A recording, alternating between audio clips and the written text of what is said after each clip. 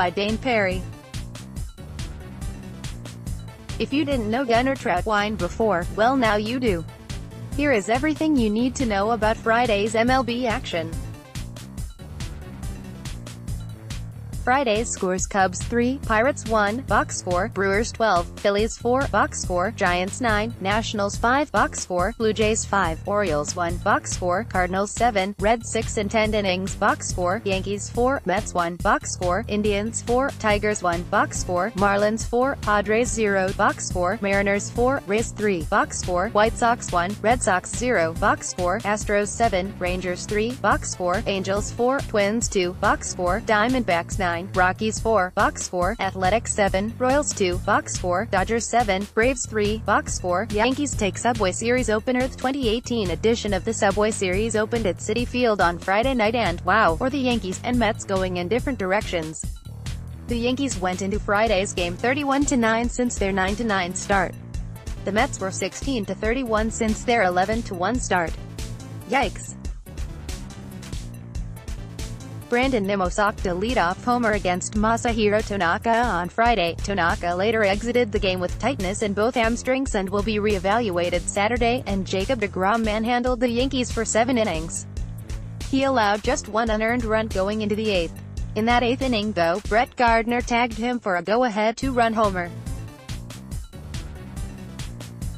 The Mets did bring the tying run to the plate in the 9th inning before Aroldis Chapman wiggled out of the jam.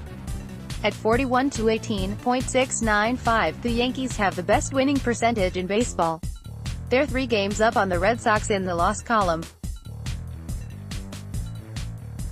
As for the Mets, they continue to really scuffle offensively. The Nimmo homer was their only run Friday night, and during their current 7-game losing streak, they've scored 8 runs total. 4 of the 8 came in one game. deGrom has a 0.81 ERA, 0.81 in his last 9 starts now. The Mets are 2-7 in those games. Good gravy. Nationals lose Strasburg, lose to Giants, potential double whammy for the Nationals. First, Steven Strasburg had to exit the game after 2 innings with what is being called shoulder inflammation. He'll head for tests Saturday. Cameras caught Strasburg flexing his arm a bit in the 2nd inning, but he did stay in to complete the frame before being removed. Shoulder inflammation for Strasburg. MRI tomorrow. No sense of a timetable or severity, though he wanted to keep pitching and Martinez said no. Chelsea Janes, at Chelsea_Janes, June 9, 2018. Because that wasn't bad enough, the Nationals also lost Friday's game to the Giants, dropping them below the Braves in the AL East. Andrew McCutchen and Gorkys Hernandez both hit home runs in that one. Obviously, the more important story is Strasburg. Losing one game is no big deal.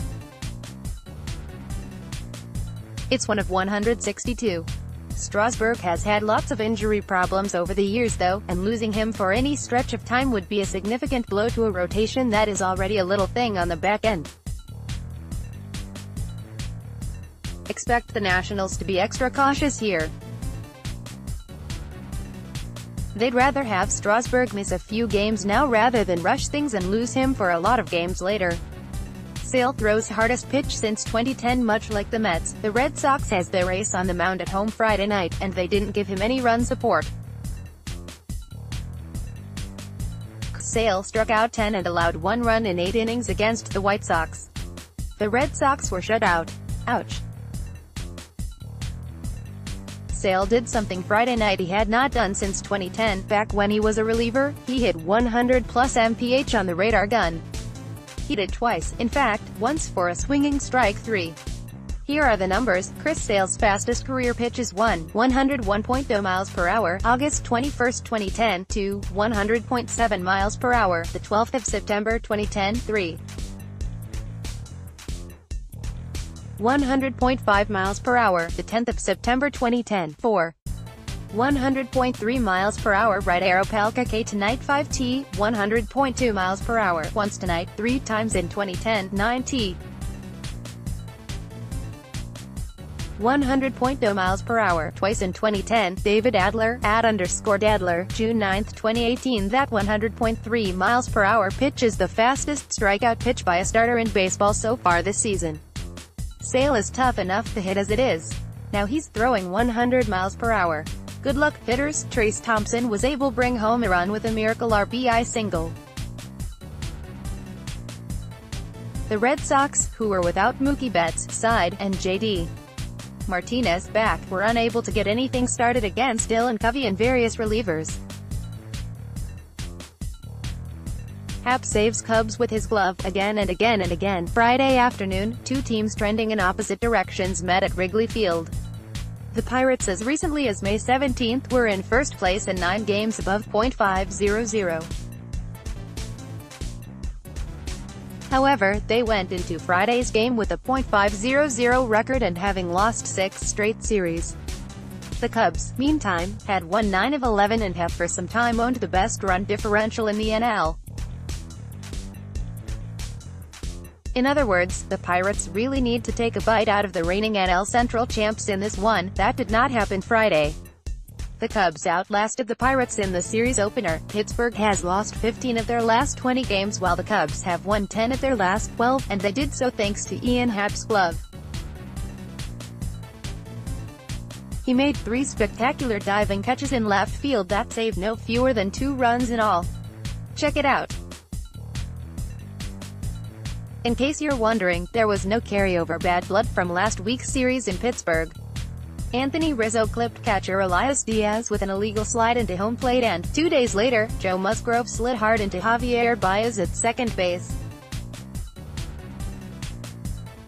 If either team is going to retaliate, it didn't happen Friday. Mariners win another one-run game. You have to hand it to the Mariners. They sure know how to win one-run games. Friday's win improved their record to 20-9 in one-run games. That is far and away the most one-run wins in baseball. Starter Marco Gonzalez turned in a gem.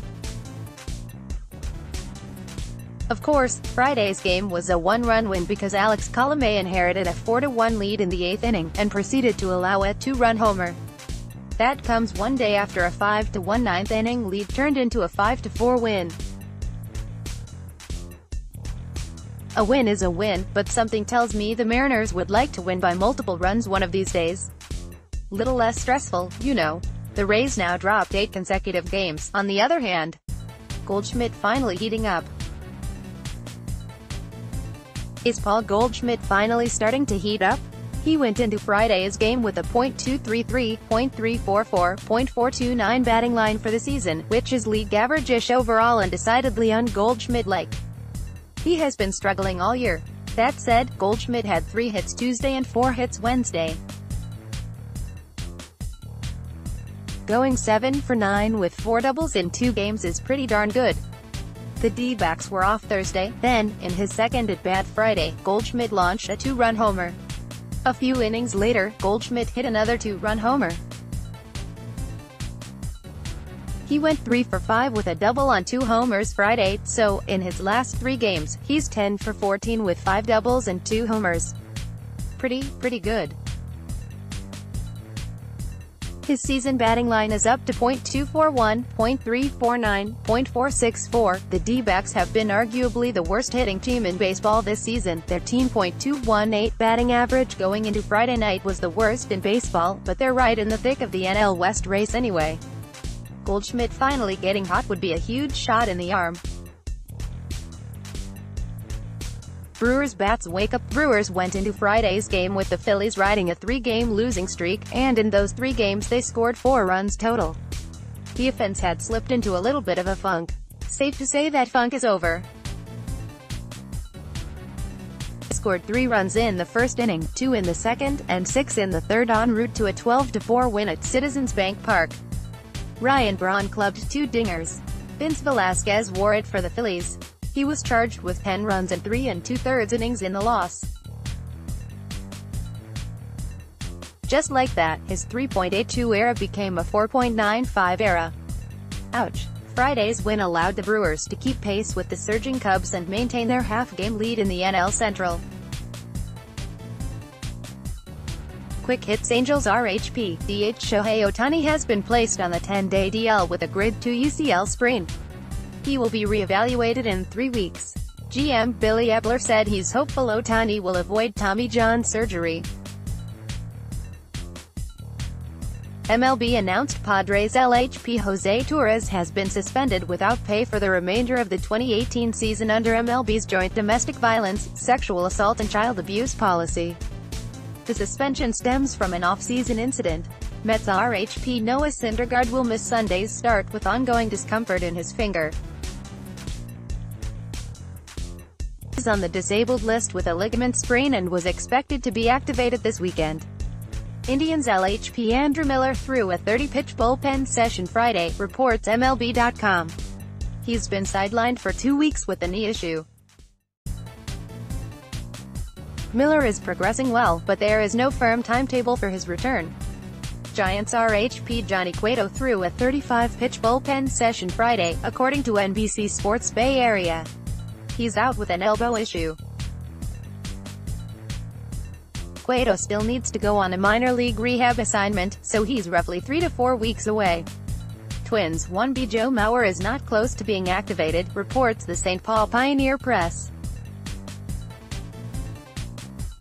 He's been out since May 18 with a concussion. Mauer experienced renewed symptoms last week. Rangers SS Elvis Andrus is on track to be activated on June 18, reports the Fort Worth Star-Telegram.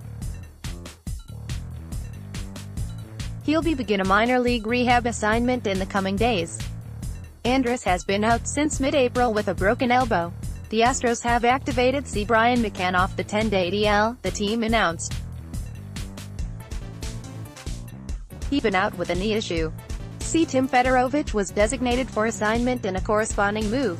Mets closer Jeurys Familia has been placed on the DL with a sore shoulder, the team announced. RHP Jacob Rame was called up in a corresponding move. RHP Robert Gesellman and RHP Anthony Swarzik will close for the time being.